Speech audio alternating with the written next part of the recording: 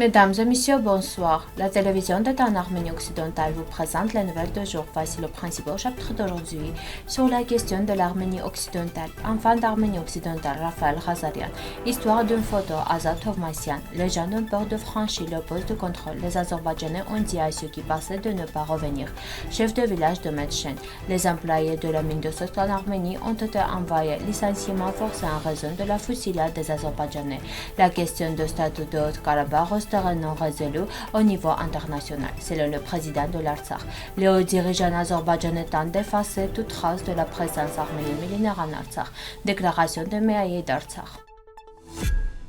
On peut dire que parmi les Arméniens convertis de forces arméniennes occidentales, le groupe des Arméniens cachés se distingue par le niveau et la description de leur conscience ethnique et nationale, qui, contrairement à d'autres groupes d'Arméniens islamisés, s'efforcent de conserver leur profil ethnique intact.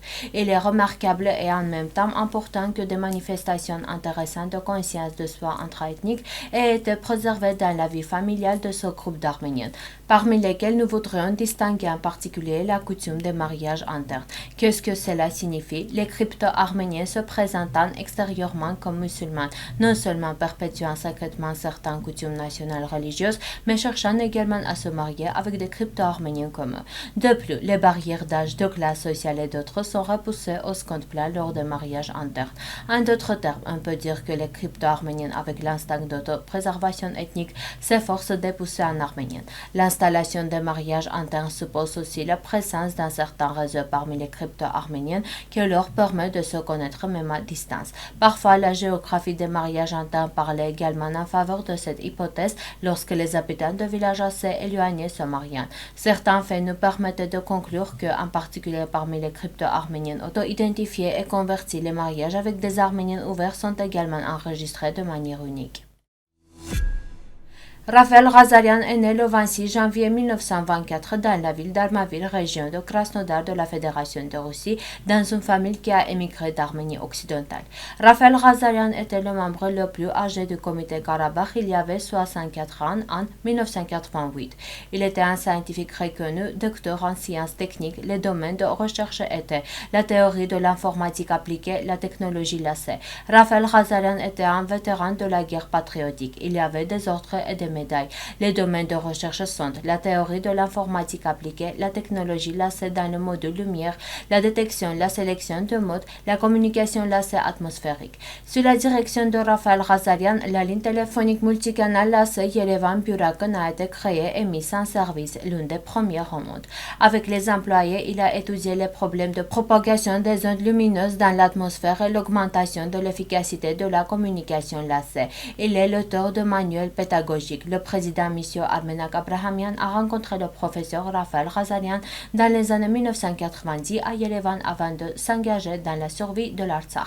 Le professeur Raphaël Ghazarian a été dans ce sens l'un des précurseurs des droits à l'autodétermination des Arméniens d'Arménie occidentale. Le héros d'aujourd'hui de la série Histoire d'une photo est Azat Tovmassian. Azat Tovmassian était le forgeron de son village charpentier en même temps. Aujourd'hui encore, il y a des maisons où les portes et les fenêtres qui a la fait existent encore. Azat Tovmassian est né sur le chemin de l'émigration en 1916. Il est l'un des héros les plus célèbres pour les journalistes qui suivirent les traces du génocide, car il est né sur le chemin de la migration. Comme il l'appelait, des fugitifs a miraculeusement survécu et a atteint le village actuel de Nerkin Bazmabet, région d'Alagazotna. Je suis né à Basen en 1916, a déclaré Azat Tovmassian. Mon arrière-grand-père était du village de Sasno-Gorter. En chemin, le groupe de migrants a rencontré de grandes difficultés, a été constamment chassé par les Kurdes et a dû fuir dans les deux sens. Ma mère a perdu ses proches, ses deux filles, qui sont morts de choléra. Ma famille, comme d'autres, a erré au Sassoun, a été persécutée, a traversé les vastes territoires de l'Arménie occidentale, a été Tavris et a vécu dans la faim à la misère pendant des mois. Ma mère m'a raconté que pendant ce séjour de 2 mois à Tavris, mon père Petros fabriquait des luches et des cuillères et les vendait pour gagner de l'argent et nourrir la famille. En échange d'argent, on lui payait parfois des rations secs que les émigrés devaient manger pour ne pas mourir de faim. L'article complet est disponible sur notre site web. En raison de la fermeture de la route de Berdure et de Pont-Hakari, les habitants du village de Metchen qui se trouvaient dans un blocage à double sens n'ont pas franchi le poste de contrôle azerbaïdjanais installé sur le pont après le 30 avril. Le chef de village David Davtian l'a dit lors d'une conversation avec News AM. Rappelons que le 30 avril, les sources azerbaïdjanaises ont diffusé des vidéos montrant que les habitants de l'Artsakh utilisent librement le poste de contrôle azerbaïdjanais sur le pont de Hakari. Les Azerbaïdjanais se sont comportés normalement devant les caméras, mais ils ont dit aux personnes qui passaient par le poste de contrôle au-delà des caméras: ne revenez pas, que l'on ne va voir pas ici. Les gens ont peur de partir. Il n'y a personne pour arrêter les villageois. S'ils veulent, ils peuvent y aller. Mais je leur ai dit que c'est dangereux d'y aller. Ils peuvent se faire piéger. Je pense qu'il n'y aura pas de passage, car ils savent de quoi l'Azerbaïdjan est capable, a déclaré David Davtian. Les employés de la mine de Suk dans la région de Gueralkunik de la République d'Arménie ont été envoyés en licenciement forcé payé à la suite des tirs azerbaïdjanais à cause de l'impossibilité de travailler. La société GeoPro Mining Gold en a informé lors d'une conversation avec News AM. Il a noté que depuis le 13 avril, les travaux de l'entreprise sont arrêtés à la suite de coupes de feu périodiques tirées en direction de la mine. Nous avons essayé de redémarrer les travaux de la mine 8 ou 9 fois, mais nous les avons interrompus à cause des tirs azerbaïdjanais.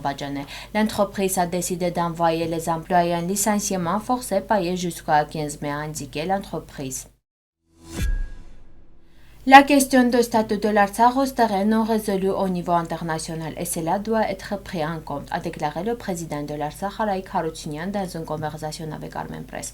Notant que bien que le président de l'Azerbaïdjan essaie de convaincre le monde pour la troisième année d'affilée que la question de l'Artsakh a été résolue et que le concept de Karabakh des montagnes n'existe plus. Le président de l'Artsakh rappelle que le 30 janvier 1992, l'Azerbaïdjan, reconnu par quelques États seulement, a rejoint la CSCO le même jour que l'Arménie. Selon Harutyunyan, la souveraineté de ces États a été reconnue par la CSCO à condition qu'ils reconnaissaient à leur tour le fait des désaccords sur l'appartenance de l'Artsakh et convient que le statut futur de l'Artsakh sera décidé lors de la conférence de paix qui se tiendra sous les auspices de la CSCO. Les deux États ont donné un tel accord, acceptant ainsi le statut international de l'Artsakh en tant que territoire contesté, à assumant l'obligation de résoudre le problème pacifiquement, a déclaré Arayik Harutyunyan. La République d'Artsakh a été établie de facto à la suite de la victoire remportée lors de la première guerre d'Artsakh en 1992 à 1994, note Harutyunyan. Le président Harutyunyan oublie également qu'avant l'occupation soviétique de l'Arménie en 1921, l'Artsakh faisait partie intégrante d'une Arménie qui a obtenu toutes ses reconnaissances internationales.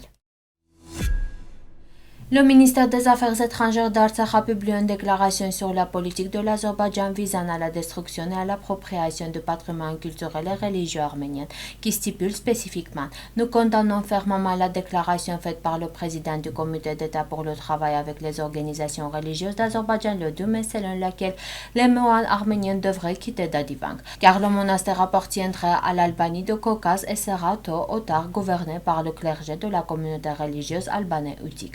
La déclaration du chef de l'organisme d'État azerbaïdjanais est une violation flagrante de la décision de la Cour internationale de justice du 7 décembre 2021 et prouve une fois de plus que les autorités azerbaïdjanaises mettent en œuvre étape par étape une politique cohérente de dépeuplement de l'Artsakh, destruction et appropriation du patrimoine historique, culturel et religieux arménien avec des actions planifiées.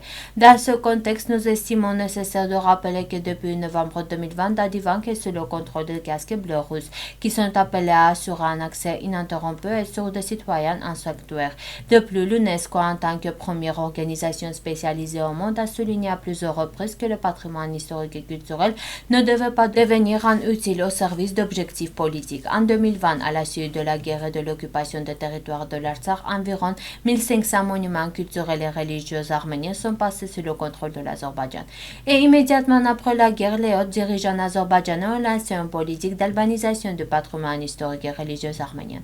Parmi les exemples frappants du vandalisme azerbaïdjanais figure le bombardement de l'église Razanchetos de Chouchi pendant la guerre, puis la transformation effectuée sous couvert de rénovation, la destruction de l'église Saint-Hovannes le Baptiste, la destruction complète de l'église arménienne de la Vierge Marie de Mekhakavan, etc. Ainsi, l'Azerbaïdjan essaie par tous les moyens de pousser le peuple d'Artsakh hors de sa patrie historique, menant une politique non seulement de nettoyage ethnique mais aussi de génocide culturel contre l'Artsakh. Nous lançons sonne un nouveau appel à l'ensemble de la communauté internationale, à toutes les structures internationales concernées, en premier lieu à l'UNESCO. Les exhortant à prendre des mesures urgentes et efficaces pour assurer l'entrée de missions internationales et d'experts compétents dans les territoires occupés de l'Artsakh afin d'évaluer l'état des biens et monuments historiques et culturels arméniens qui sont passés sous le contrôle de l'Azerbaïdjan et afin d'être placés sous protection internationale. Merci de votre fidélité. À la fin de notre émission, vous pourrez profiter d'une performance musique folklorique des Arméniens. Vous pouvez écouter la version complète de la musique sur notre site web.